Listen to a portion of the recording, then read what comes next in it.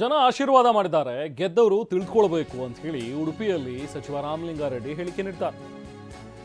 ಗೆದ್ದವರು ಸ್ವಲ್ಪ ಸಮಾಧಾನದಿಂದ ಇರಬೇಕು, ಎಲ್ರಿಗೂ ಅನುದಾನ ಇರುತ್ತೆ, ಸ್ವಲ್ಪ ಕಡಿಮೆ ಆಗಿರುತ್ತಷ್ಟೇ ಅನ್ನುವಂಥದ್ದನ್ನು ತಮ್ಮ ಮಾರ್ಮಿಕವಾಗಿ ತಮ್ಮದೇ ಪಕ್ಷದ ಶಾಸಕರಿಗೆ ಹೇಳ್ತಾ ಇರುವಂತಹ ಮಾತುಗಳಿವೆ.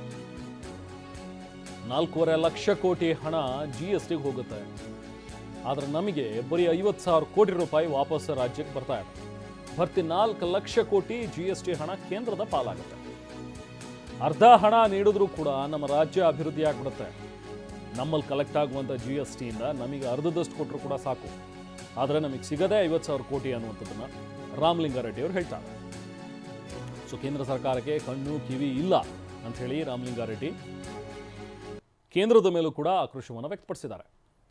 ನಾವು ಕೂತಿರೋದನ್ನು ಕೇಂದ್ರ ಸರ್ಕಾರ ನೋಡೋದೇ ಇಲ್ಲ.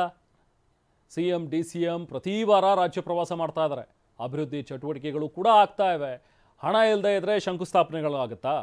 ಕೆಲಸಗಳಿಗೆ ಆರಂಭ ಮಾಡೋದಕ್ಕೆ ನಾವು ಚಾಲನೆಯನ್ನು ಕೊಡೋದಕ್ಕಾಗತ್ತಾ ಅಂಥೇಳಿ ಉಡುಪಿಯ ಕೋಟೇಶ್ವರದಲ್ಲಿ ಸಚಿವ ರಾಮಲಿಂಗಾರೆಡ್ಡಿ ಅವರು ಮಾತಾಡಿದ್ದಾರೆ.